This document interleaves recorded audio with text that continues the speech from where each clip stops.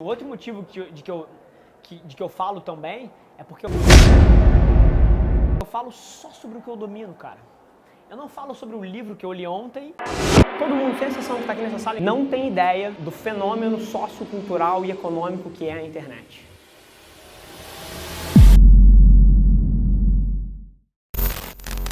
Super obrigado pela carinhosa apresentação aí. É um prazerzaço estar com vocês aqui hoje. Eu gostei muito do modelo que eles propuseram, porque se tem uma coisa que eu gosto, assim, cara, a minha opinião sobre a maioria das coisas, qualquer um aqui pode entrar no YouTube, no Instagram, no site, tipo assim, tem dezenas de milhares de peças que expõem as coisas que eu penso, mas se tem uma coisa que eu acho que é uma oportunidade aqui, principalmente num painel tão pequeno, cara, é um para um. Aproveitar para, cara, vocês terem uma consultoria imersiva, eventualmente extrapolando todos as dúvidas que vocês têm para mim e uma reflexão que eventualmente, a dúvida de uma pessoa, a dúvida da outra responde a do terceiro e, cara, e a gente tira um valor tremendo disso aqui. Eu sou fascinado por perguntas e respostas, queria que a gente aproveitasse esse formato o máximo possível, porque é uma oportunidade rara que a gente tem aqui. Geralmente, quando a gente faz esse tipo de coisa, é para 200, 300, 400, 500 pessoas, e eu até peço para ter Q&A, mas, cara, assim, eu respondo 3 perguntas de 500 cabeças, então é difícil. Então, eu queria muito aproveitar esse formato. Quanto tempo que a gente tem?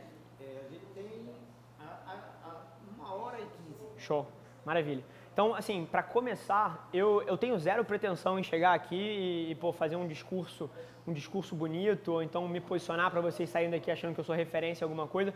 O meu objetivo aqui é tentar entender o que vocês querem tirar daqui e como é que eu posso fazer engenharia reversa para entregar isso para vocês. Então, tendo dito isso, eu queria tentar entender aqui, só para ter uma profundidade de quem aqui me conhece, quem aqui conhece o que eu falo, para eu poder moldar, para eu não entrar nas mesmas coisas que vocês já viram. Então, se vocês pudessem levantar a mão aí, quem consome meu conteúdo já me conhecia antes, só para eu ter um pulso. Show, metade. Então, eu acho que é importante fazer uma contextualizaçãozinha, até para todo mundo entender um pouquinho de onde eu venho, se vale a pena ouvir o que vai sair da minha boca ou não, e eventualmente que tipo de coisas vocês podem formular para a parte de Q&A, para a parte de perguntas e respostas, né? Todo mundo aqui, eu vejo a garotada super nova, nego quer ser empreendedor. Então, o cara tá na faculdade, o cara acabou de sair da faculdade e o sonho dele é ser empreendedor. O meu não era. Assim, empreendedorismo para mim é um acidente na minha história. Eu estudei economia, trabalhei no mercado financeiro, num dos maiores bancos de investimento do Brasil, e por um acidente eu fui empreender. Assim, então, para mim é muito curioso olhar esse momento sociocultural onde o empreendedorismo ficou hypado, foi colocado num puta pedestal, todo mundo hoje em dia quer ser CEO, quer ser founder, e cara, eu acho isso maneiríssimo, mas tem vários percalços aí dessa narrativa também que as pessoas não contam, né? Então, o quão duro é a vida de um empresário? Como é que é o dia a dia de uma pessoa que toma uma decisão dessa? Qual é a pressão que você sofre à frente de uma companhia, à medida que ela cresce, você sendo responsável por 50, 60, 80, 100 pessoas, 100 famílias, 100 rendas. Então tem um lado do empreendedorismo também que eu acho que não é conversado tanto e era uma coisa que eu acho que é eventualmente interessante a gente abordar aqui. A minha questão é que eu tenho a capacidade de entender o que você vai fazer antes que você faça. É isso que eu faço. Então, seja no mercado, de tecnologia da empresa da minha família, quando eu saí do mercado financeiro lá atrás, seja no mercado de consultoria 4 anos atrás, 3 anos atrás, seja no mercado de publicidade hoje em dia, a minha capacidade é entender, cara, o que eu acho que os seres humanos vão estar fazendo daqui a 6 meses, 12 meses, 24 meses e como é que eu posso tomar as atitudes corretas para me inserir naquele contexto. E isso ao longo dos últimos anos significou, numa indústria super tradicional como o mercado de automação industrial no Brasil, 5 anos atrás e com tudo em marketing de conteúdo, social media, Facebook Ads, tudo isso que hoje em dia é mega hypado e todo mundo fala, fazer tráfego, fazer mídia. Cara, eu peguei a verba inteira da companhia da minha família que era gasta em outbound sales, né, vendedores visitando o Brasil, feiras de exposição, catálogo, e eu meti essa porra inteira no digital há 5 anos atrás, quando ninguém falava disso no mercado industrial. Então, mais uma vez, eu entendia o que as pessoas estavam fazendo e me posicionava ali. Seja com marcas pessoais há 3, 4 anos atrás. Há 3 anos atrás eu comecei a construir a marca pessoal de um diretor meu no mercado de segurança do trabalho, no LinkedIn. Hoje em dia todo mundo aqui, pô, quer produzir conteúdo no LinkedIn, acha o LinkedIn uma puta ferramenta para distribuição orgânica, que você não paga um centavo, a indexação lá é muito boa. E, pô, todo mundo fazendo isso hoje em dia, tá hypado. Cara, eu fazia isso há 3, 4 anos atrás. Atualmente, coisas que eu faço, que eu tenho certeza que as pessoas vão estar fazendo daqui a 2 anos. Exemplo, um CEO usar o seu Instagram pessoal documentando o seu dia a dia para criar, demanda indireta para o seu negócio. Raríssimas são as pessoas que fazem isso hoje em dia. Eu tenho retornos absurdamente desproporcionais. Outra coisa, essa eu acho que está um pouco mais longe, 5 anos na frente talvez, contratar um criativo, um videomaker para me seguir 24 horas por dia, filmando tudo que eu faço, para que eu não tenha o ônus de ter que criar conteúdo e sim esteja documentando a porra toda que eu faço ao longo do meu dia, tirando de mim, das minhas costas, aquela barreira criativa. Pô, que conteúdo eu crio? Caramba, eu tenho que escrever um negócio aqui. Não, eu tenho alguém me filmando 24 horas por dia. Ele filmou tudo que eu fiz desde que eu acordei, as interações todas que eu tive aqui no saguão quando eu entrei, as pessoas vindo falar comigo, tá filmando isso daqui, e isso vai ser quebrado em dezenas de peças de conteúdo. Mas é aleatório. Eu ando no shopping com uma pessoa atrás de mim, as pessoas olham, caralho, esse cara é um alien. Daqui a 5 anos está todo mundo fazendo. É igual selfie. Se você pega selfie, volta 5 anos atrás, você via alguém tirando uma selfie na rua, aquilo era assim, cacete, que pessoa narcisista, que pessoa esquisita, que negócio estranho. Quem aqui nunca tirou uma selfie? Enfim. Então assim, se tem uma coisa que eu faço, eu acho que por conta de uma combinação de eu não ligar muito porque os outros acham de mim, eu não ligo a mínima se alguém acha escroto que eu estou andando com um videomaker atrás de mim o dia inteiro. Assim como eu não achava escroto uma pessoa tirando selfie há 5 anos atrás. Então, eu acho que o que me faz fazer isso é uma mistura de que eu não ligo, se você acha que é legal, se você acha que não é. Sim, eu tenho a minha visão de mundo e eu opero por ela. E número 2, que, cara, eu não julgo ninguém. Então, quando tem alguém fazendo alguma coisa que eu acho fora da caixa, eu não acho, caramba, que estranho. Eu faço o oposto. Eu paro e penso assim, caramba, por que ele está fazendo isso? E isso me permite aprender com coisas que as pessoas acham esquisitas. Então, eu acho que esse é um pouco do contexto por mim, seja na empresa de automação industrial e tecnologia, seja na empresa de consultoria, seja no mundo de publicidade hoje em dia. Se tem uma coisa que eu faço, é que eu entendo o que você vai fazer antes que você faça. Eu sei que daqui a 5 anos, todos os CEOs do Brasil vão estar usando, seja o Instagram ou seja a próxima que vier aí, através dos seus perfis pessoais, para criar uma conexão mais humana com as pessoas, para humanizar a marca, para aproximar das pessoas. A gente tem projetos com empresas enormes brasileiras que a gente faz isso para os executivos. Que aí tem mais contexto sobre mim, deve ter até umas pistas aí de quem são essas pessoas. Mas já está começando. Então, mas daqui a 5 anos vai ser mainstream. E aí o que acontece é que daqui a 5 anos não é mais tão eficaz. Todo mundo faz. Cadê o delta? Cadê a diferença entre o que você está fazendo e o que o mundo está fazendo? Então esse é um pouco do contexto para mim. Então, tendo dito isso, eu queria só contextualizar, principalmente para metade da sala que não me conhece tanto, eu queria dividir essa pequena introdução aqui em 2 partes. Primeiro, o que eu acredito que é fundamental para que você possa tomar atitudes similares às minhas. Então, falar um pouco de macro, falar um pouco de visão de mundo. E a segunda parte é entrar num nível mais granular, né? Do que é que eu faço, de como que eu faço, de como eu vejo. Então, seria meio que macro e micro. Então, eu queria tentar dividir dessa forma. Mas o arcabouço central que vai permear tudo isso e que vai guiar, seja o nosso bate-papo agora, ou seja o Q&A depois, é que todo mundo nessa sala aqui, todo mundo, literalmente, sem exceção, incluindo eu, não estou me excluindo dessa conta não, todo mundo nessa sala está subvalorizando o tamanho da mudança sociocultural que a internet trouxe para o mundo. Todo mundo. Eu, ele, você, você. Não importa o quanto você acha que que a internet mudou a forma que a gente age, que a internet mudou a forma dos negócios, que num business de tecnologia a internet mudou uma entrega 1 para uma entrega de software as a service, mudou o marketing. Não importa o que você faça, você está subvalorizando o tamanho do que isso significa. Então esse é o que vai permear tudo que a gente faz. E tendo dito isso, tem alguns motivos pelos quais eu acredito que a gente subvaloriza isso. E o primeiro deles é que é extremamente difícil você entender aonde você está metido quando você está no meio desse furacão, quando você está no epicentro dessa mudança. Então, todo mundo aqui tá nessa mudança, o fato de que todo mundo nessa sala tá com o seu smartphone a um braço de distância, é uma prova disso. Vocês estão metidos nessa mudança sociocultural. Só que quando você está vivendo ela, é muito difícil você olhar de fora. Então eu tenho empatia para as pessoas que não conseguem contextualizar tanto. Mas fato é que o que isso aqui trouxe, e aí eu quero falar de duas coisas diferentes. Primeiro, para os negócios. Isso aqui trouxe para os negócios uma coisa muito simples. Se eu tivesse que resumir a internet em uma frase, seria: ela cortou as barreiras. Ela cortou os intermediários. Então, por exemplo, hoje em dia, eu literalmente, com softwares que a gente tem na agência, eu consigo mandar uma mensagem para quem eu quiser no planeta. Eu consigo mandar um inbox no LinkedIn para o Donald Trump. Sim, se eu quiser, eu mando, tá lá. Eu consigo, mandar um inbox para o Mark Zuckerberg. Se ele vai me responder, são outros 500, mas a barreira não existe. Então, isso é o que a internet materializou. A barreira entre os seus objetivos, a sua companhia e os seus clientes caiu. E isso transformou tudo. Só que, além disso, nesse processo que ela derrubou as barreiras, ela também democratizou a comunicação. Ela democratizou a construção de marca. Ela democratizou o marketing na sua forma mais eficaz. E de que forma? Se você volta 10 anos atrás no mundo, as únicas empresas que tinham condição de construir marca em escala eram as grandes empresas, porque eram elas que tinham acesso aos grandes canais de comunicação, às grandes emissoras, a verbas enormes para produções audiovisuais carésimas. Só elas tinham isso. E nos últimos 10 anos, com esse aparelho daqui, isso aqui foi democratizado.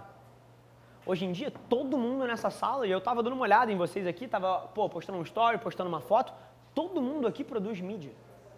E isso mudou radicalmente a forma que as marcas e as empresas e os seus objetivos de negócio têm que se posicionar. Porque há 10 anos atrás, se você fosse uma empresa e você queria colocar a sua comunicação para fora e você fosse chato, e você fosse pedante, cara, as pessoas ainda iam olhar. Quando entrava a propaganda no meio da novela das 8, a pessoa não tinha o que fazer, ela ficava olhando aquilo ali. Hoje em dia não. Cara, se por acaso você está assistindo TV, deixa eu fazer só pegar um pulso mais uma vez. Quem aqui assiste TV? Levanta a mão. Deixa a mão levantada só para eu ter uma noção real. Tá. 30% da sala assiste. Isso, TV aberta, enfim. 30% da sala assiste TV. Então, se por acaso você está assistindo TV e entra um comercial hoje em dia, você pega isso daqui, instantaneamente. Você vai checar as suas mensagens, você vai checar o Instagram. Os outros 70% que não assistem TV, assistem Netflix, assistem HBO Go, assistem conteúdo on demand, assistem Globoplay, enfim, conteúdo on demand que nem propaganda tem. Então, assim, as marcas perderam a condição de serem chatas, perderam a condição de serem intrusivas. Porque todo mundo hoje em dia produz conteúdo, cara. E o conteúdo dele é muito mais interessante para mim do que a propaganda de uma escada do Ponto Frio. E, se o Ponto Frio me dá um criativo que é uma geladeira com o preço, e eu tô, sei lá, em casa sábado à noite, eu não quero ver aquilo. Então, eu passo pro lado e eu tenho essa opção.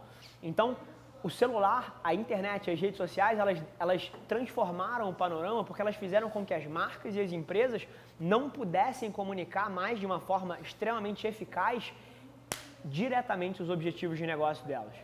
Então, esse é o panorama macro que a gente está inserido. É um panorama onde você não tem o luxo de falar o que você quer, porque as pessoas têm opções. E ela vai abrir o grupo de WhatsApp, ela vai ignorar a sua propaganda, ela vai ignorar o seu e-mail marketing, se você não estiver gerando valor ali dentro. Então, esse é o panorama macro.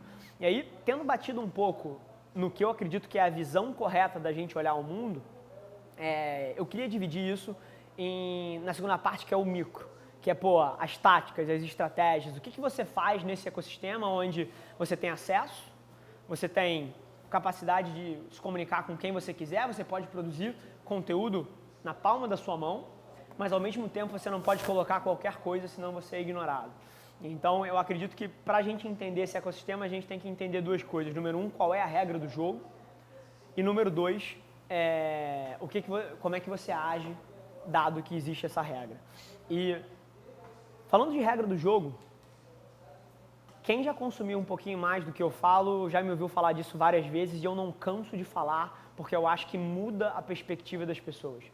Se tem uma coisa que une todo mundo dessa sala da pessoa que ainda está na faculdade, que é um estagiário numa companhia, para o empresário que tem uma empresa bem sucedida, se tem uma coisa que une todo mundo dessa sala, homem, mulher, 40 anos, 15 anos. Se tem uma coisa que une todo mundo é a atenção. Porque antes de você poder me dizer o quão bom o teu software é, o quão bom o teu produto é, o quão bom você é como profissional, como indivíduo, como líder de uma companhia, você precisa que eu esteja prestando atenção em você. Senão sua mensagem cai no vácuo. A analogia disso seria eu estar fazendo esse discurso todo, literalmente, para uma sala vazia, sem ninguém. Então a primeira coisa que todo mundo aqui precisa, antes de você poder me falar o quão foda você é, o quão bom o teu software é, o quão bom a tua empresa de tecnologia é você precisa da atenção das pessoas. E na hora que você realiza isso, você vira uma outra chave, que é de você entender, porra, bacana, aonde está a atenção das pessoas? Número 1. E número 2, como é que eu pego um pouco disso para eu poder me comunicar? Então, na hora que você entende que a atenção é a variável, você muda a forma que você faz, porque você vai passar a fazer as perguntas corretas. Aonde a pessoa que eu quero comunicar está? E aí, respondendo essa primeira parte da pergunta, é aqui dentro. E dependendo do teu negócio específico, ele vai estar num lugar, ele vai estar num outro, ou ele vai estar em mais de um. Mas é no mobile e nas redes sociais que as pessoas estão. E aí, dado que você entende onde elas estão, que elas estão aqui dentro no mobile, e você sabe como é que funciona esse ecossistema, que a pessoa tem uma quantidade de opções enormes, uma quantidade de variáveis puxando ela para todos os lados e ela tem escolha. Você passa a entender, pô, bacana, se ela está no mobile, se ela está nas redes sociais, como é que eu jogo ali dentro? Com conteúdo. E aí, muito mais do que uma frase vaga, conteúdo, gerar valor. Eu sei que, pô, essas palavras estão super batidas, mas é mega curioso para mim, porque essas palavras estão super batidas, mas ninguém faz certo. Então todo mundo fala de produzir conteúdo, todo mundo fala de gerar valor, mas cara, é marginal a quantidade de pessoas que faz um negócio que dá certo. Por quê?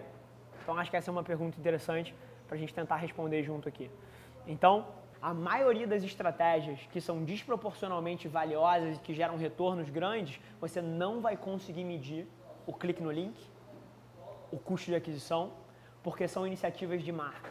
A gente vive na era do branding e todo mundo que está buscando o jogo da transação vai cada vez mais ter dificuldade de gerar retornos desproporcionais para a tua companhia. E, by the way, eu entendo as dificuldades de você aprovar um orçamento com uma base subjetiva. Eu vejo isso dentro dos meus clientes. Eu entendo as pressões orçamentárias de você ter que gerar retorno naquele mês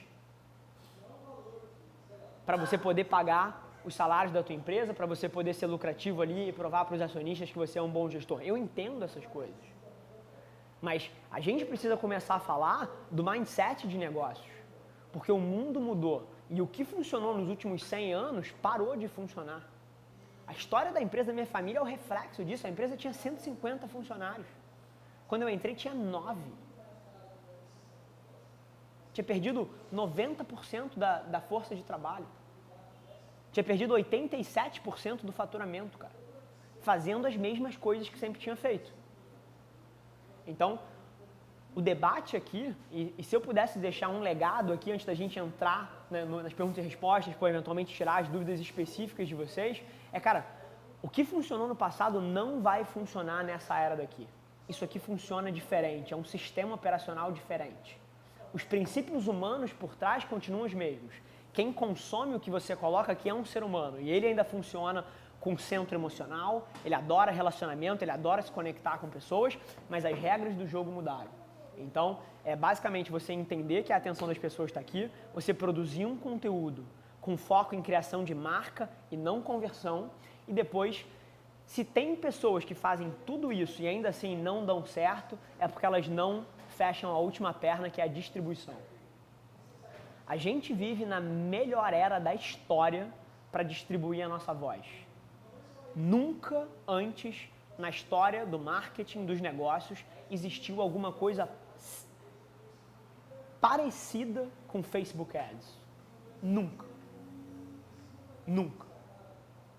Assim, você como operador de um business ter o poder de escolher uma mensagem específica para uma pessoa específica, num momento específico, e depois você poder, eu vou dar um exemplo aqui, de estratégias que a gente roda para grandes marcas.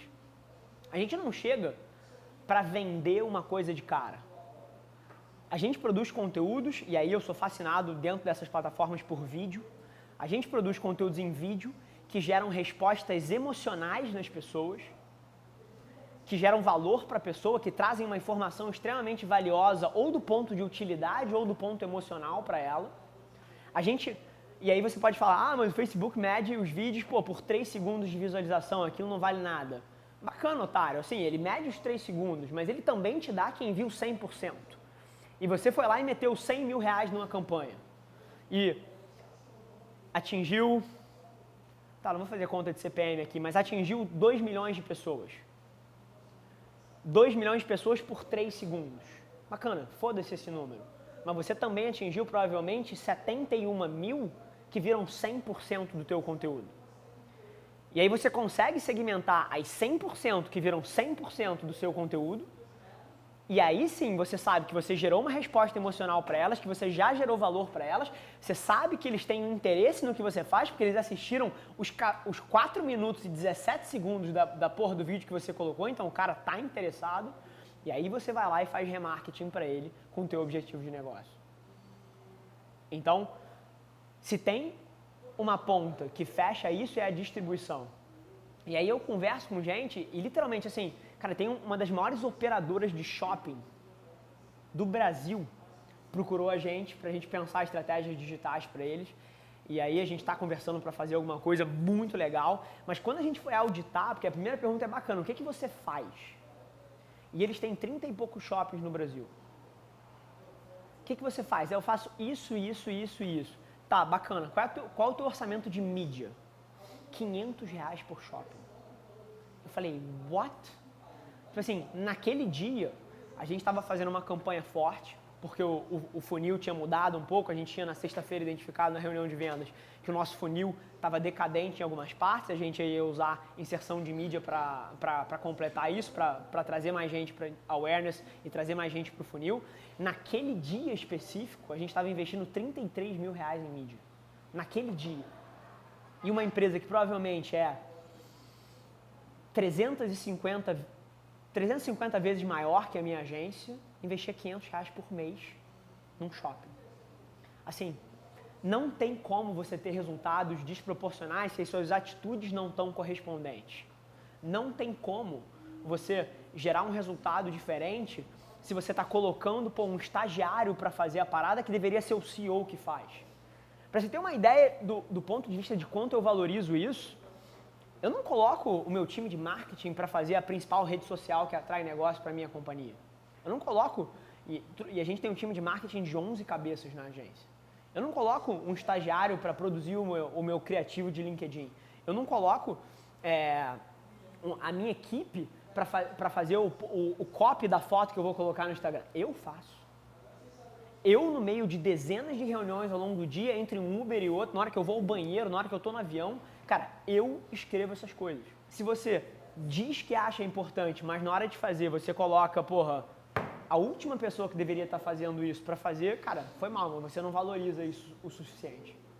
Então, são basicamente essas as coisas que eu acredito que seguram a maioria das pessoas, mas, assim, toda vez que eu falo e eu vejo no rosto de vocês uma mistura de excitação com susto, com cacete, que porra é essa? Tipo, não é pra se assustar.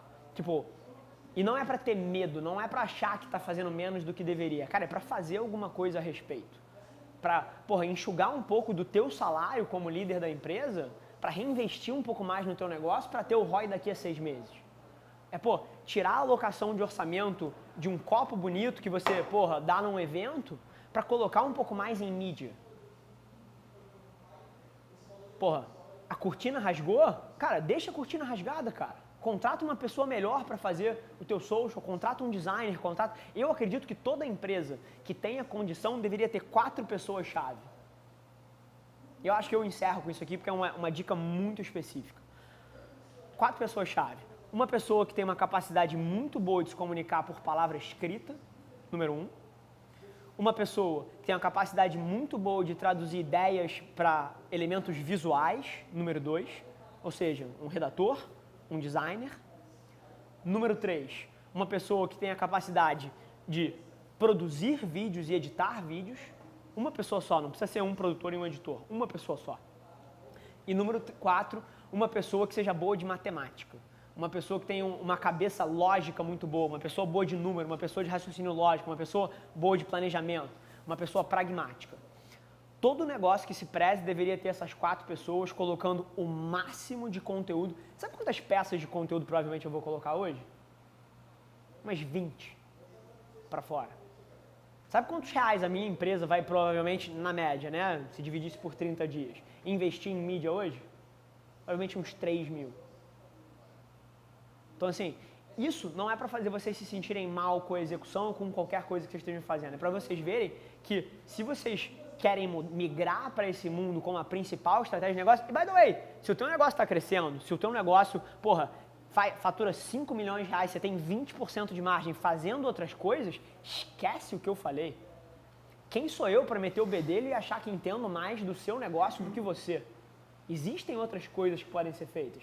Mas se tem uma coisa que eu posso fazer quando eu sento na frente de um grupo igual a esse, é falar da minha experiência e do que tem dado certo para mim, e eu tenho certeza que pode mudar os resultados de alguns de vocês. Obrigado, gente.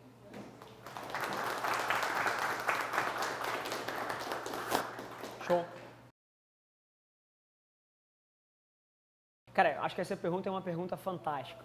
E eu vou não só te dar uma dica pontual de como você faz essa conversão, de como você faz um momento de um catalisador que eventualmente gere vendas, isso é número 1, e eu vou desafiar o seu racional num primeiro momento, mas antes disso eu vou desafiar o teu racional no primeiro momento.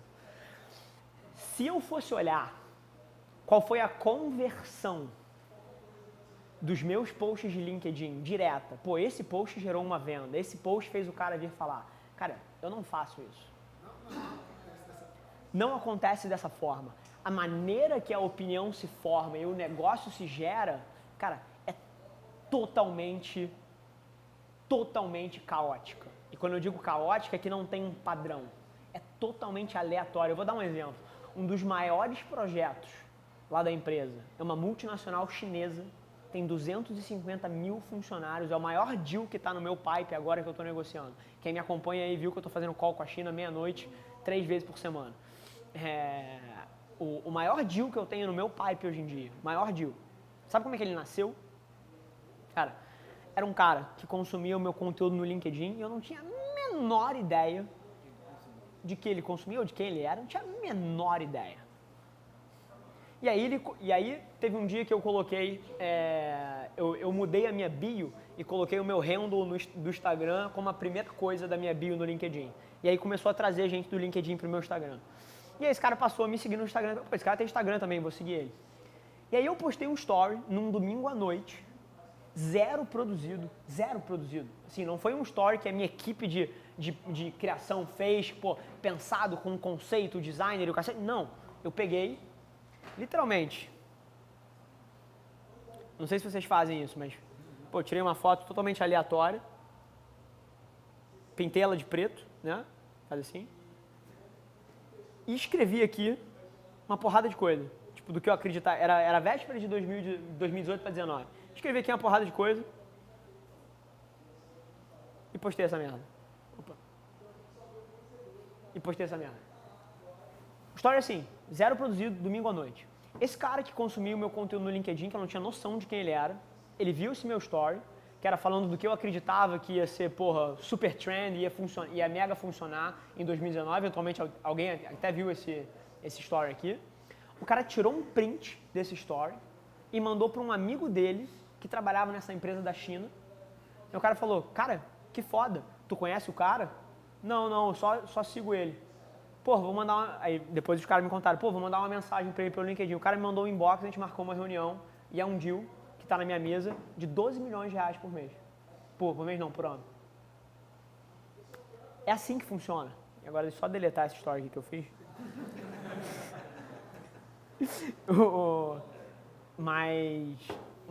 Mas é um pouco assim que o funil de conteúdo é muito aleatório. É muito aleatório. Então essa é a primeira coisa. Mas respondendo mais diretamente a sua pergunta, no caso específico, pô, se você tem uma audiência ali, os posts têm dado engajamento, a galera comenta, curte pra cacete ou não? Tá, então bacana. Então aí tá a primeira vulnerabilidade. Essa é a primeira ponta, assim, foda-se que tem 12 mil pessoas, 20 mil, 30 mil pessoas. Cara, se o conteúdo ali não tá bom o suficiente, e a métrica do conteúdo, se ele tá bom o suficiente, não é o teu conceito artístico de, pô, isso aqui é um bom conteúdo. Não. A métrica que diz se o conteúdo deu certo ou não é a galera. Comentaram ou não comentaram? Porra, compartilharam ou não compartilharam? Você recebeu inboxes a rodo de gente, porra, pedindo para você aprofundar o tema ou não recebeu? Essas são as métricas, é o engajamento. Então, primeiro ponto é isso, pô, não importa muito o tamanho da audiência, eu diria que, tipo assim, 100, que a gente chama de true fans, né, tipo assim, que são, porra, pessoas de fato conectadas com o teu negócio, são muito mais valiosos do que 10 mil pessoas que estão ali, mas não ligam. Então esse é o primeiro ponto, cuidar um pouco mais do que está sendo produzido, e eu acho que eu passei por várias das coisas aqui, de como você pensar isso. Mas uma vez que você tem essa galera, tenha um engajamento muito grande, você precisa, de vez em quando, facilitar o caminho para eles. Porque eles estão ali, eles estão consumindo, e aí, eventualmente, você fazer uma peça de conteúdo vendedora, não tem problema nenhum. Você falar, aí galera, eu faço isso, são esses os resultados que eu tenho gerado, se você quer isso para sua empresa, cara, fala comigo. Agora, o erro estava em você esconder uma venda num conteúdo. Aí, bicho, você se queima horrores. Porque aí o nego fala, caralho, esse cara é um babaca. Porque ele está tentando me enganar que não está querendo vender nada, mas ele está querendo vender. Então, na hora que você entrega valor, na hora que é conteúdo, é só conteúdo, você não está tentando vender. É o exemplo do podcast que entrevista os CMOs ou os gestores de vendas. Ali você não está tentando vender nada. Na hora que você entrega valor, você entrega. Na hora que você vende, e não tem problema vender, você vende. Você fala, eu estou te vendendo, porra, mas eu acho que você deveria comprar por isso, isso e isso. Então não tenta um meio termo, não tenta disfarçar uma venda de um conteúdo. Isso é uma queimação homérica, mas não tem problema você criar esses momentos de venda, contanto que eles sejam 5, 2, 3% da massa que você coloca para fora. As pessoas que mandam mensagens para mim, só eu que respondo. Eu que respondo cada um dos comentários ali, eu que gero essa parte. Mas nos nossos clientes, quando eles têm dúvidas ou qualquer interação, a gente opera pela metodologia de CS também. Quem é que trabalha em CS aqui? Ali, o Matheus. A gente trabalha com CS também. Então, a gente tem uma equipe dentro da companhia que o único papel deles é, cara, tirar dúvida, ensinar, treinar, gerenciar o relacionamento através de geração de valor, né? Para os clientes. Então, e aí é curioso, porque a gente tem duas formas. Uma formal, e isso é bem interessante, que é, facts das áreas, estruturas de respostas muito bem definidas para cada tipo de pergunta complexa.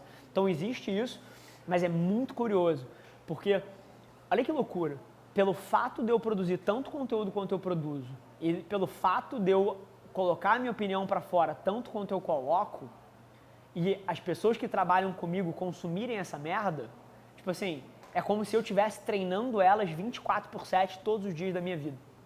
Então, assim, todo mundo que trabalha comigo, cara, tem tanto contexto quanto eu nas respostas que eu dou. Então, é como se as mídias e o conteúdo que eu produzo fossem capazes de difundir a minha maneira de pensar em todos os níveis da companhia. Eu acho que tem duas respostas aí diferentes. A primeira delas é essa questão do product placement, ou seja, com um produto mesmo, né? Dentro da novela, dentro do conteúdo. Seja a pessoa que está ali dentro falando sobre ele. E a terceira é a parte de metrificação. Então eu vou falar dessa primeira parte do product placement, da inserção da marca dentro de uma mídia, né?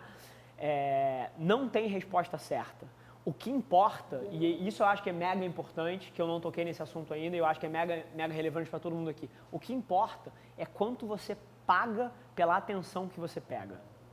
Não é se você inserir um copo da sua marca no vídeo do Felipe Neto é bom ou não é. É quanto você vai pagar para inserir o copo no vídeo do Felipe Neto. Não é preto e branco, é o como. O que interessa. Então, assim, pelo valor certo, vale a pena pra cacete você fazer merchandising, você fazer product placement e você conseguir que as pessoas falem sobre o seu produto eventualmente num conteúdo. Vale muito a pena, mas pelo preço certo. E aí, como é que você mede isso? Qual é o preço certo de uma inserção dessa? Aí a gente entra na segunda parte da sua pergunta, que é como é que você metrifica, não metrifica. Influencer marketing, que é marketing de influência, que é product placement, que é as pessoas falarem sobre você, é branding, não é vendas. E branding você não mede. Você até mede, você pode medir o CPM. Você pode entender, pô, CPM é custo por mil, né? Quanto você paga para mil pessoas verem. Mas você mede marca. Você mede o que a gente chama de awareness, que é o topo. O topo você não mede a conversão. Se você tentar usar marketing de influência para vender coisas, é extremamente ineficaz. Você pagar 10 mil reais para Tayla Ayala postar uma foto com a sua camisa e falar, quer uma camisa igual? Arrasta para cima. É uma merda de uma conversão. É uma merda de um ROI. Influenciadores, product placement, inserção de merchandising é branding. E branding você não mede a venda, você mede o awareness.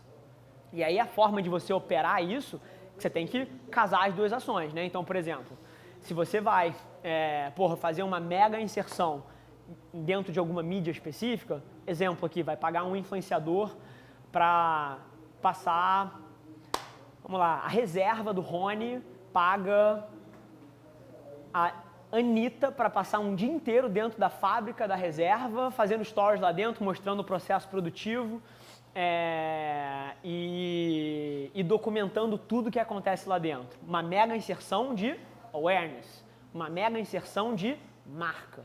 A reserva não quer vender com aquela ação. Só que agora ela pode casar as duas coisas. O influenciador vai gerar um awareness enorme para a marca, que ele não vai medir a venda.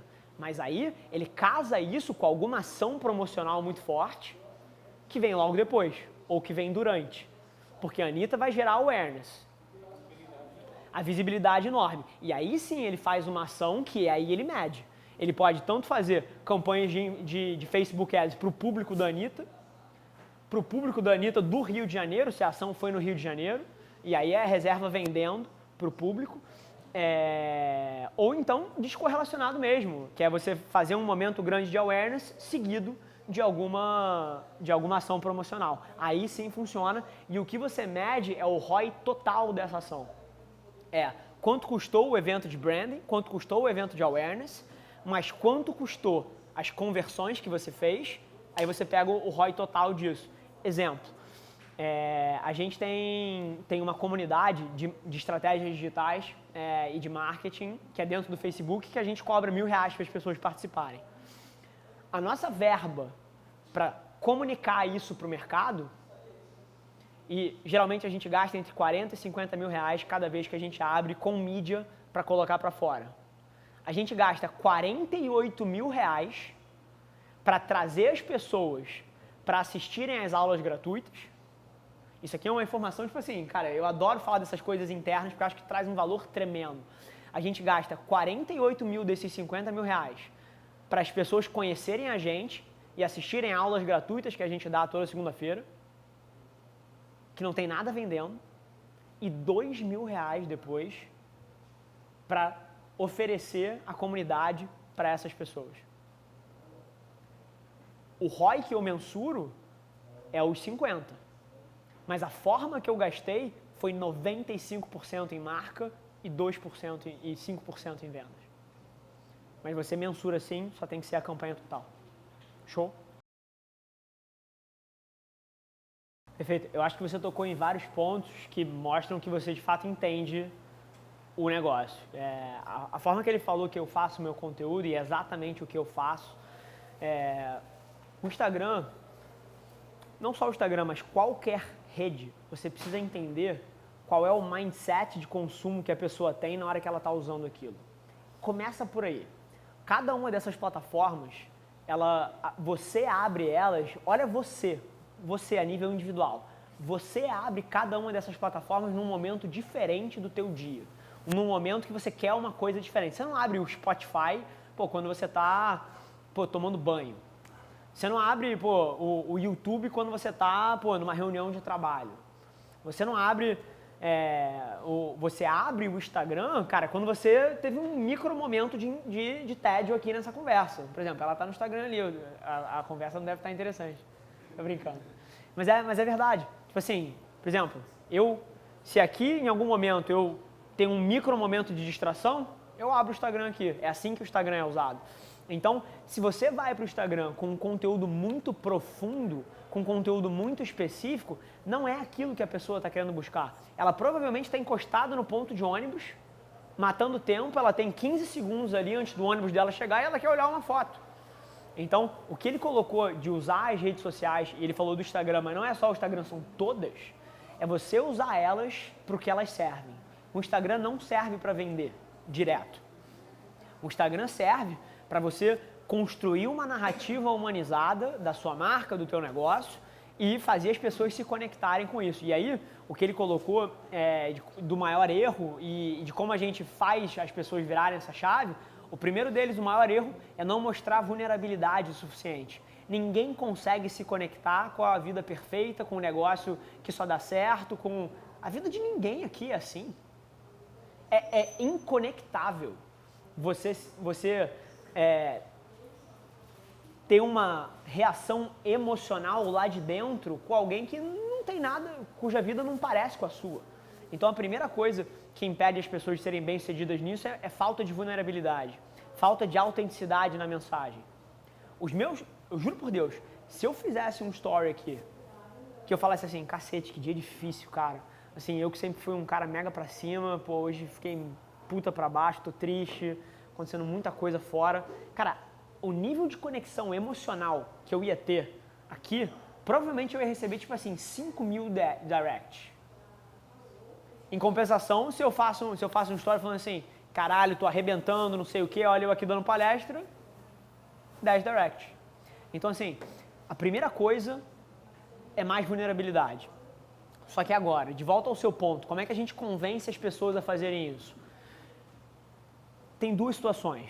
A primeira delas é que eu acho que a gente não deveria tentar convencer todo mundo a fazer isso. Isso é o primeiro ponto, eu acho que é uma escolha. Nem todo mundo aqui precisa fazer o que eu faço, precisa fazer da forma que eu faço, precisa fazer essas coisas. Eu acredito que as pessoas precisam fazer o que elas se sentem bem fazendo. E assim, se tem uma decisão errada de vida, que eu acredito, é você fazer o que é melhor para os negócios, mas que vai te fazer miserável como ser humano. Então esse é um primeiro ponto. Então se você não se sente confortável, botando a sua cara a tapa, falando das suas dificuldades, cara, não faça. Pelo menos não agora. Então eu não acho que a gente deveria tentar radicalmente convencer os outros a fazer. Eu acho que as pessoas que tenham eventualmente um interesse, uma tendência, aí é uma questão da gente empurrar elas do precipício para elas aprenderem a voar caindo. Mas assim, eu não diria que todo mundo deve fazer 100% das vezes. Mas agora, a segunda coisa que eu sei, porque eu já vi acontecendo, é que nos próximos 10 anos todo mundo vai começar a se sentir muito mais confortável com isso. Porque a criança, é tudo uma questão de gerações. A geração que tem sub-25 hoje em dia, que cresceu com o smartphone na mão desde os 13 anos, assim, é muito próximo a ela ver alguém tirando uma selfie, ver alguém compartilhando um momento individual.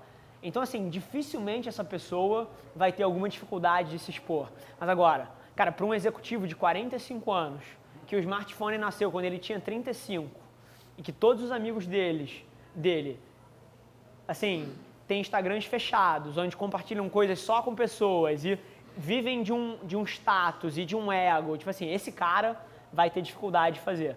Mas à medida que os cohortes vão avançando, que quem tem 15 hoje passa a ter 25, que quem tem 25 tem 35.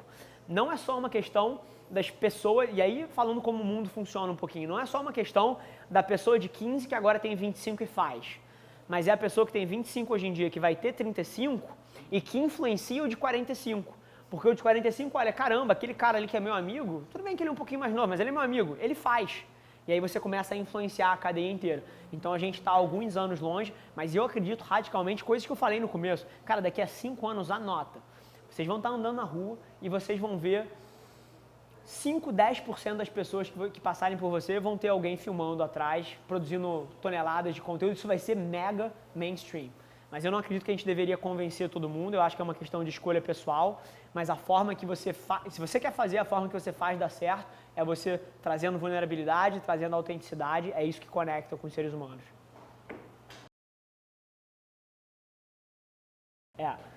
As pessoas que mandam mensagens pra mim, só eu que respondo. Eu que respondo cada um dos comentários ali, eu que gero essa parte. Mas nos nossos clientes, quando eles têm dúvidas ou qualquer interação, a gente opera pela metodologia de CS também.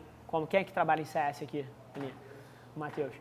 A gente trabalha com CS também. Então, a gente tem uma equipe dentro da companhia que o único papel deles é, cara, tirar dúvida, ensinar, treinar, gerenciar o relacionamento através de geração de valor, né, para os clientes. Então, e aí é curioso, porque a gente tem duas formas. Uma formal, e isso é bem interessante, que é, facts das áreas, estruturas de respostas muito bem definidas para cada tipo de pergunta complexa. Então, existe isso, mas é muito curioso, porque, olha que loucura, pelo fato de eu produzir tanto conteúdo quanto eu produzo, e pelo fato de eu colocar a minha opinião para fora tanto quanto eu coloco, e as pessoas que trabalham comigo consumirem essa merda, tipo assim, é como se eu estivesse treinando elas 24/7 todos os dias da minha vida. Então, assim, todo mundo que trabalha comigo, cara, tem tanto contexto quanto eu nas respostas que eu dou. Então, é como se as mídias e o conteúdo que eu produzo fossem capazes de difundir a minha maneira de pensar em todos os níveis da companhia. Show? Obrigado, viu?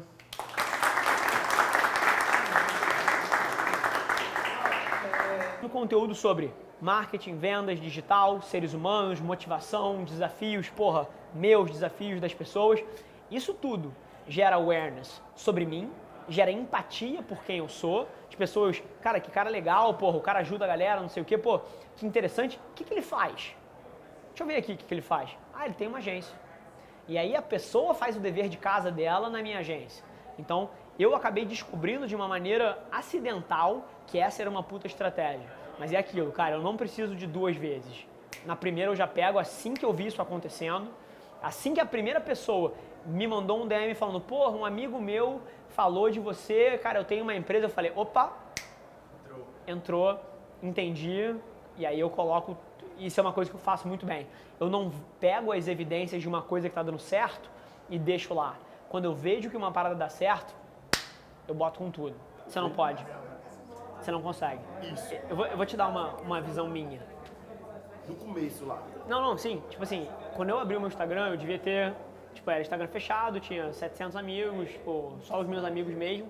Na hora que eu comecei a produzir esse tipo de conteúdo, que tanto faz sucesso hoje em dia, que a galera adora e que, muda a vida de tanta gente, cara, metade dos meus amigos pararam de me seguir. Não é porque o cara não gosta de mim, é que, cara, ele não quer aquilo ali, ele não é o meu público-alvo.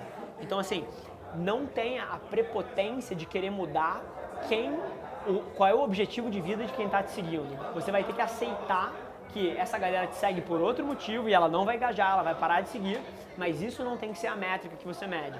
Você tem que olhar para a segunda metade, para as novas que estão chegando, para as novas que estão engajando. Então, assim, você não tem como pegar e, por exemplo, se ele não gosta de business, eu não tenho como fazer ele gostar de business. Ele vai achar um saco o meu conteúdo. Show? Valeu. Certinho, qual é o teu nome mesmo? João Paulo. João Paulo. Tem bater um papo, fiz uma pergunta lá. Sim? Exatamente isso que eu queria trocar mais uma ideia com você, porque eu comecei a fazer agora um trabalho de... O que você faz? O que você quer puxar como objetivo de negócio? Tá, eu hoje sou Insight Sales, uma startup Genial. que faz uma plataforma de marketing digital para concessionários. Bacana. Daí eu faço vendas internas, né? Qual o nome? Outforce. Outforce. Certo. E daí, mas meu sonho é conseguir empreender também, né? Tá. Quero rampar nessa empresa, quero Perfeito. rampar na minha carreira profissional, mas a minha grande vontade é conseguir ter meu próprio negócio. Não sei o que, mas enfim. Perfeito, nem E precisa. Aí, isso. E aí, hoje... Se você gosta de vendas, você vai descobrir que é mais fácil do que para quem não gosta. Isso, e exatamente porque eu vejo a venda muito como um processo, né? Sim. Mais como ciência do que como a própria arte de vender. E aí eu junto isso também aprendendo, lendo, né, sobre comunicação, comunicação Sim. para conseguir rampar e conseguir vender mais. Né? Mas aí o foco bacana hoje que eu estou querendo focar muito no meu marketing pessoal, Sim. para que quando a galera me veja como referência, mas não só como vendedor, mas como referência como empreendedor, como empreendedor. Perfeito, alguém que dá ideia dentro da empresa, vê diferença. Que dá um gás, etc. Perfeito, Tem autonomia, perfeito. consegue passar isso. E aí eu percebi ainda também que eu tenho que me blindar muitas críticas para conseguir postar conteúdo, né? Caralho. Porque tanta gente que apoiava o que eu estava postando e muita gente vinha tirar onda. Pá. E aí, Cara, blindar total. E uma coisa que eu não consigo fazer ainda é vídeo. tá, E eu queria saber como é que você começou, como é que Show. você fez para perfeito. rampar isso aí. Perfeito. E eu acho que a minha resposta aqui vai te abrir bastante a cabeça, cara. Primeiro, na parte da tua marca pessoal. Então, cara, conteúdo, o que você precisa fazer... Não sei se você conhece, já ouviu falar na Marina Lemos, que é a head de vendas da Velar Media. Ela tem uma marca pessoal que talvez seja uma das marcas pessoais mais fortes do Brasil de vendas. E aí, traduzindo um pouquinho como é que você constrói uma marca pessoal dessa. Número 1, resultado. A marca pessoal dela cresceu pra caralho quando ela ganhou ano passado a melhor vendedora B2B do Brasil. Ela foi eleita melhor vendedora B2B do Brasil. Na hora que ela ganhou esse prêmio, cara, você tem autoridade. É muito mais fácil você construir uma marca quando você tem esse respaldo de resultado. Então esse é o primeiro ponto. Agora, o segundo ponto. Ela produz conteúdo pra cacete sobre vendas, ela fala sobre vendas, ela fala sobre as situações que ela tá passando, como ela resolveu, isso no Instagram. E no LinkedIn, cara, é você falar sobre as mesmas formas, mas dentro do formato de LinkedIn. Então, assim, é produzindo conteúdo, mas o que eu queria colocar na sua cabeça é que não é só produzir conteúdo. À medida que cada vez mais você for se tornando um profissional melhor, mais reconhecido, com mais resultados, ganha o prêmio de melhor vendedor da empresa, melhor SDR da empresa, melhor BDR da empresa, sei lá o que você faz hoje em dia lá dentro. Mas, postando foto, no quadro de meta, você extrapolando a meta. Tipo assim, à medida que você vai tendo resultado de fato, é cada vez mais fácil você construir marca. Tipo assim, se eu tivesse começado a construir a minha marca hoje, seria muito mais fácil eu construir do que quando eu comecei há um ano atrás. Porque hoje eu tenho muito mais credibilidade do que eu tinha um ano atrás. E a mesma coisa vai ser para você. Então, construção de marca não é só produção de conteúdo. Também é você como profissional e os seus resultados. Isso também faz a diferença fodida. Então, e agora falando de vídeo. Cara, o João sabe. Quando eu comecei a gravar vídeo, cara, antes de gravar o meu programa lá, que o João inventava as 3 perguntas pra gente fazer. Tipo, antes de eu fazer isso, cara, eu meti um headphone, o João lembra, meti um headphone, ficava escutando música, concentrado, nervoso. Tipo assim, pode passar, pelo amor de Deus. Ficava escutando música, nervoso, concentrado, tipo assim, sentava na frente da câmera, errava a introdução 2 vezes, pedia pro João, volta, não sei o quê. Então, pra mim também foi assim. Não é natural, Oi? Nunca gravou número de episódio. Tipo, não é natural pro ser humano olhar pra uma câmera e falar a sua verdade, falar um ponto de vista. Por quê? Porque na hora que você começa a fazer isso, você tá muito ligado, e isso é aí que vira o mindset. Você tá muito ligado no que você quer colocar pra fora e na imagem que você quer traduzir. Por quê? Porque o motivo de você ter querido gravar o vídeo foi para expor a sua imagem. Então você está preocupado com a sua imagem. E isso fode o processo inteiro de produção de conteúdo. Porque não é sobre você, é sobre o outro. E na hora que você vira essa chave, eu paro de me preocupar se as pessoas estão gostando ou não do vídeo que eu estou fazendo, se eu estou bonito, se eu não estou, se o ângulo está correto. Eu estou preocupado em entregar valor para você, para o ser humano que está na minha frente. Então, toda vez que eu olho para a câmera, eu estou pensando na minha audiência. Cara, o que eu posso fazer para levar um insight para eles? Mesma coisa com palestra minha. Eu não me preparo para palestra. Tudo isso que eu falei aqui, eu falei da minha cabeça. Cara, eu dei um TED sem me preparar para palestra. Por quê? Porque eu não ligo a mínima para se vão me achar bom, se vão me achar ruim. Cara, eu quero levar valor pro cara que eu tô olhando no olho dele na primeira fila ali, eu vi que ele fez uma expressão X e eu quero moldar o meu discurso, pra guiar ele numa certa decisão. A chave vira na produção de vídeo quando você entende que não é sobre a sua imagem e sim sobre quem tá te vendo. E toda vez que eu paro na frente de uma câmera, e isso não foi trivial pra mim no começo. No começo eu tava preocupado comigo, porque o motivo que eu queria produzir vídeo era pra me expor. Era pra colocar minha mensagem pra fora. E isso fode o teu processo inteiro, porque passa a ser sobre você.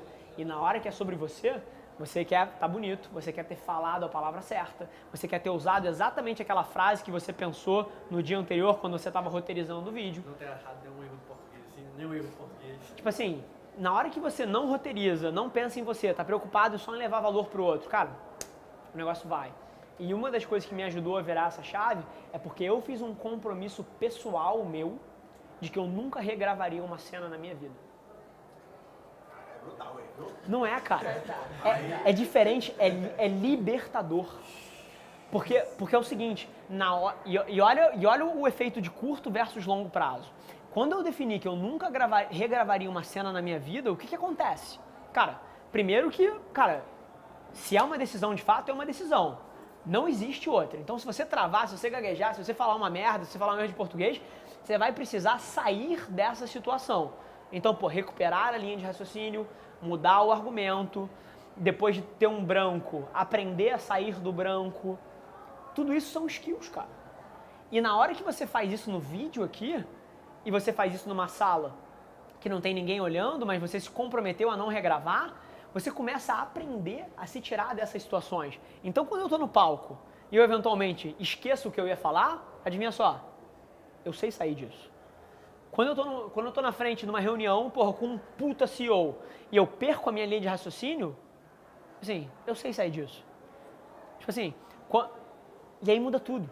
Então, o ato de eu ter me comprometido a nunca mais regravar uma cena me ensinou a ter uma linha de raciocínio e uma forma de falar que me permite pensar enquanto eu faço. Tipo assim, eu preciso criar os mecanismos para poder não regravar. Entra naquilo que você sempre fala, né? O que você fala aqui é o que você gosta. Você não prepara nada do dia passado. Perfeito. Senão você vai querer voltar naquilo. Eita, o que eu ia falar depois disso? Perfeito. Quando você fala o que gosta, o que Perfeito. gosta, vai. Perfeito. Foi, sai. Postei isso anteontem, eu acho. Que, tipo assim, outro motivo de que eu falo também é porque eu falo só sobre o que eu domino, cara. Eu não falo sobre o livro que eu li ontem e, aprendi um conceito novo. Não. Eu falo sobre o que eu vivo todos os meus dias. Então é por isso que tá muito dentro de mim. Então por isso que eu falo também. Mas agora, o vídeo não era natural pra mim. Então foram duas coisas que viraram a minha chave. Número um, quando eu entendi que não era sobre mim e eu passei a olhar pra câmera e perguntar assim, cara, o Alfredo que mora em Goiânia vai ver esse vídeo. O que eu quero falar pro Alfredo? Não é sobre o Rafa, é sobre o Alfredo. Então esse foi um ponto. E o segundo ponto, quando eu fiz um comprometimento meu de nunca mais regravar nada, e aí eu comecei a me ensinar a sair das situações, das armadilhas que você toma. Então, essas foram as duas coisas. Show? Show.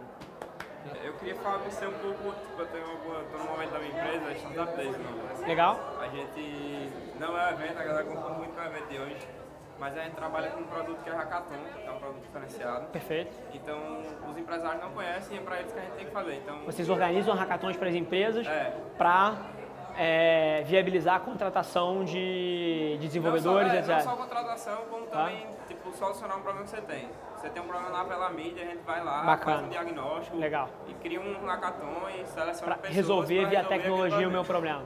Aí Legal? a equipe que resolver melhor, a gente premia eles. Legal? Então a gente tem esse problema de fazer esse marketing para atingir os gestores. Que a gente quer atingir nosso cliente, que é um público fechado ali, nichado, que são os gestores, é uma coisa difícil, e a gente faz muito no porta a porta, né? Tipo, essa estratégia. Uma estratégia que a gente está usando muito é conexão de pessoas. A gente sempre procura alguém que conhece o dono da empresa, ou que conhece alguém lá dentro da empresa Perfeito. para chegar. E tipo, algumas estratégias você acha bom para gerar conteúdo. A gente gera muito conteúdo também para os nossos clientes, que são nossos participantes do evento. Quem quer ser desenvolvedores que participam, outras pessoas de negócio, de marketing, Bacana. que participam também, designers e outras coisas. Legal. Então, o que é que você acha assim de tipo essa estratégia de conseguir de forma digital atingir esse pessoal? Bacana, cara. Eu acho que para você a plataforma que vai ser desproporcionalmente valiosa vai ser o LinkedIn. A gente usa um pouco. Né? Porque os tomadores de decisão que você quer, e você é focado aqui em Natal só por enquanto, é isso? No início assim. Tá, bacana. Mas se a gente fechar um negócio, tipo, a gente Tá, vai para outro legal. lado também. Então, A gente assim, tá começando a expandir. Bacana. Cara, o LinkedIn para você vai ser uma plataforma desproporcionalmente importante por dois motivos. Porque o tipo de coisa que você quer fazer não é o que está no dia a dia de um gestor. Ele não está no dia a dia dele da empresa, sentado no escritório assim, tenho esse problema de tecnologia, vou fazer um hackathon. Não funciona assim. E o problema daqui é que a galera não conhece o produto. Legal. Então é esse o trabalho que a gente tem. A gente tem que trabalhar de mostrar o que é o produto ainda para a galera.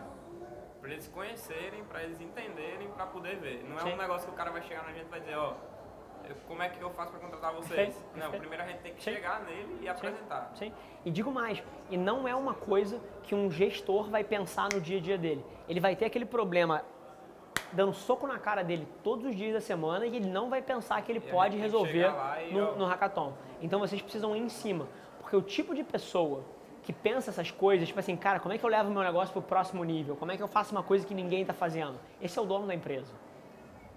Poucos gestores são essa pessoa que, cara, que está disruptiva dentro da empresa, que está dando ideia. Então, não serve muito esse cara. Esse cara está cheio de problema no prato dele. Ele não enxerga o hackathon como uma solução para o dia a dia dele.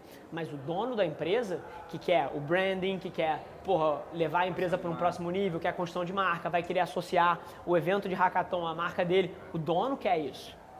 Então, você precisa ir no dono. Então, tendo dito isso, cara, o LinkedIn é a plataforma onde esses tomadores de decisão estão hoje em dia. Aí, cara, é uma questão de vocês produzirem um conteúdo certo ali dentro e, mais uma vez, eu não faria por dentro da marca da empresa. Eu faria em nome dos sócios da empresa. Você e os principais membros da tua companhia produzindo conteúdo ali dentro sobre os desafios dos negócios hoje em dia de tecnologia e aí, mostrando cases de hackathon que vocês fizeram e qual foi o objetivo daquele hackathon e qual foi o problema que vocês solucionaram. Assim, é um conteúdo ali dentro que ajude a educar as pessoas e aí na marca pessoal de vocês. Isso tem um poder grande de influenciar os tomadores de decisão.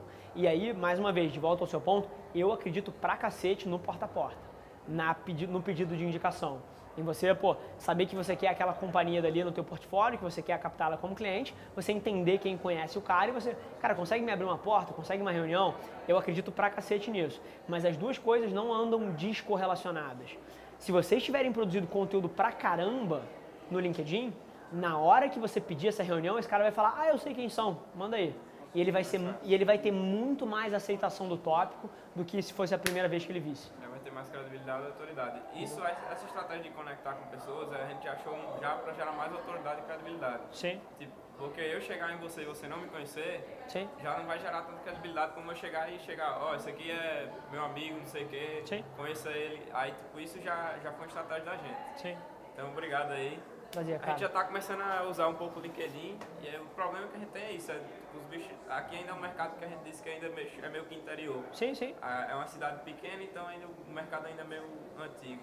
A gente tem dificuldade. Ainda entrando nesse processo do LinkedIn, desculpa, mas só para aproveitando o gancho dele, para não ter que repetir a mesma pergunta Claro. uma vez, eu particularmente já escutei muita gente falando sobre o LinkedIn, mas eu ainda não tenho a visão de que LinkedIn para empreendedorismo funciona tão bem.